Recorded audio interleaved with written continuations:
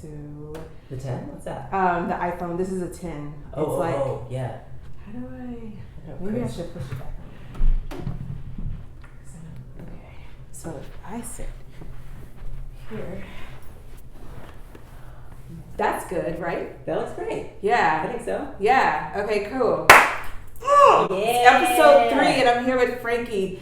Can I say class of 2017? That's right. Harvard ART, and we're here to talk about his experience in grad school. Okay. First, can you tell me? And you're drinking hot tea. Now I feel like I should drink hot tea. Do you want some tea? No, don't do that, because then we have to. No, it's okay. It's fine. No. It looks. I just want to point out that I offered her tea before we started he filming. did. He did. I didn't just get it for myself. No, it's true. Want I'm to good. make a note. No, I appreciate you. Thank you. No, okay, so wait, where are you from? And if you want to talk about your undergrad, like Yeah. your undergrad, like what, like school, and then like if you want to talk about like what made you like audition for grad school. Yeah, great. Yeah. I'm from Rochester, New York. Oh, okay, cool. Upstate. Yeah, Okay. so it's like 6 hours northwest of New York City. Okay. It's basically Canada. It's right on Lake Ontario. You grew up in the cold. I grew up And in the lots of cold green. and lots of green. Yeah. And I went to college in just outside of Chicago. I went to Northwestern. And Okay. I studied theater, so that's Wow. just north of Chicago. So also cold. Their undergrad program is good because don't Yeah. they have a really good grad program? They have an MFA directing and design Directing, yeah. program, and they're just about to launch, I think either this fall or next fall, an MFA acting program. Oh, Yeah. really? Yeah. Do you know who's? Anna Shapiro is the. And wait, from Washington, the theater there? No, that's a lady. That's a. I don't know who that is. No, Anna Shapiro is the No. artistic director of Steppenwolf right now, and she okay. teaches directing at Northwestern. So when I was there, she was not yet the artistic director of Steppenwolf, but she was an ensemble member, and she was teaching directing. And then, with time things turn over, so she's now the artistic director and I think a co-chair of the theater department at the university. Oh wow. Okay. Cool. Yeah. Okay. Nice. Yeah. So college So for undergrad me, there. Mhm. undergrad there. It was very. It wasn't a conservatory, Mm-hmm. but it was like the theater classes I did take were in depth, and I grew up sort of musical theater, dance, track, and then I Yes. got to actually sort of experience a little bit of more like serious acting, and that, but I didn't get enough of it. I didn't feel like the reason I wanted to go to grad school, and you asked about why I auditioned, Mm-hmm. I think it was really 2 reasons. Okay. The first was I wanted to sort of hone a technique that felt personal and reliable.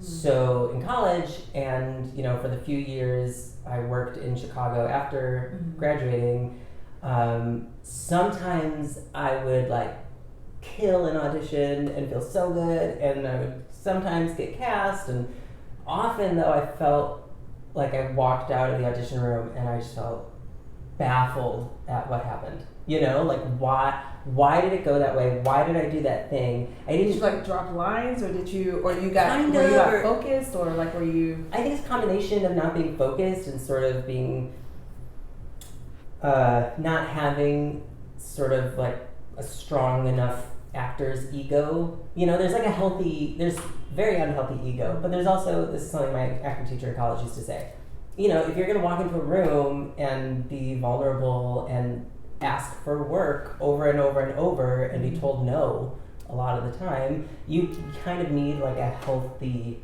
ego. Mm-hmm. And I didn't have that all the time, and I didn't have focus, and I kind of abdicated control. I kind of went into like blinders and tunnel vision, and suddenly it was like what I had practiced wasn't showing up in the audition. Okay. So it didn't feel reliable. I Okay. didn't feel like I could really kind of trust, like I wasn't consistently performing in auditions. And I'll say I still don't feel like I am, Really? but definitely more so than I was. Okay. So that was one thing. And then another thing is I really wanted to teach. Ah. I love teaching. I did not know this. Yeah. So in college, one of my work studies was teaching like English language arts in elementary school, sort of reading, tutoring, and then for a time in Chicago, right before grad school, I was a substitute preschool teacher. And I've taught at summer programs, and one of my kind of ongoing gigs is during the summers I'm a faculty member at a summer program outside of Chicago. Oh, fantastic. Yeah, it's theater. I'm a voice and movement teacher. Oh my goodness. Wait, sorry, sidetrack. Yeah. What's like a day with that, or like with the kids? It's intense. It's I do. Do you like warm them up at the beginning of the class and like? Yeah. So I teach voice and movement 2 sections in the morning, and then in the afternoon I teach electives. So this summer I'm doing Shakespeare and musical theater dance. So good at Shakespeare. Oh, thanks. I totally remember. Oh, that was my favorite fucking week when Hammond would come, and we would get to watch you guys. Like that was my favorite time. Yeah, Hammond. He love him. He knows what he's talking about. I love him. He's brilliant. I don't care what I love him. Yeah. I miss him so much. When Hammond came,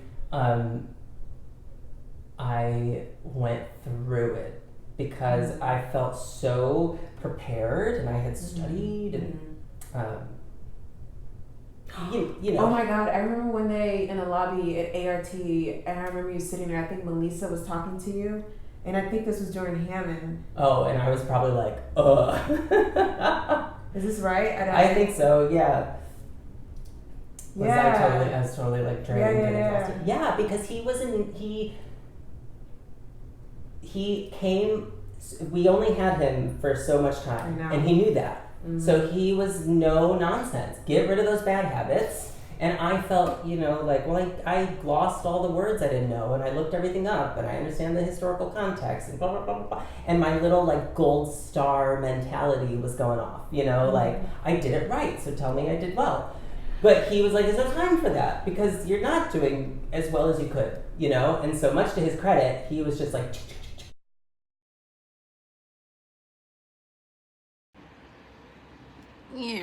What's up, guys?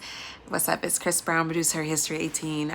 You just got done watching Frankie, one of my, 2017 classmates from ERT program that I was talking about his experience in grad school. I'm here, if you're wondering, editing on clips because my Final Cut Pro is, just like always, freezing up on me.